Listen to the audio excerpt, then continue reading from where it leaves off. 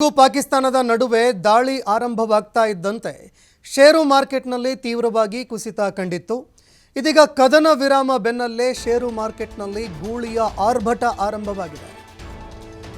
ಭಾರತೀಯ ಷೇರು ಮಾರುಕಟ್ಟೆಯಲ್ಲಿ ಮತ್ತೆ ಚೇತರಿಕೆ ಕಂಡುಬಂದಿದೆ. ಸೆನ್ಸೆಕ್ಸ್ 1900 ಅಂಕ ಏರಿಕೆಯಾಗಿ ನಿಫ್ಟಿ 600 ಅಂಕ ಹೆಚ್ಚಳ ಕಂಡಿದೆ. ಭಾರತ ಮತ್ತು ಪಾಕಿಸ್ತಾನ ಯುದ್ಧದಿಂದ ಷೇರುಪೇಟೆ ಇಳಿಕೆಯಾಗಿತ್ತು.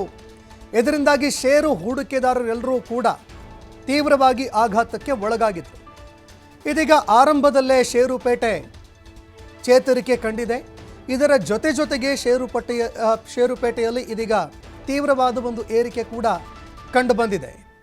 ಸೆನ್ಸೆಕ್ಸ್ 1900 ಅಂಕ ಏರಿಕೆಯಾದರೆ ನಿಫ್ಟಿ 600 ಅಂಕಗಳ ಹೆಚ್ಚಳ ಕಂಡಿದೆ. ಇದೀಗ ಷೇರು ಮಾರುಕಟ್ಟೆಯಲ್ಲಿ ಭಾರತದ ಗೂಳಿ ಆರ್ಭಟ ಮಾಡ್ತಾ ಇದೆ. ಭಾರತದ ಷೇರು ಮಾರುಕಟ್ಟೆ ಮತ್ತೆ ಚೇತರಿಕೆ ಕಾಣ್ತಾ ಇದೆ.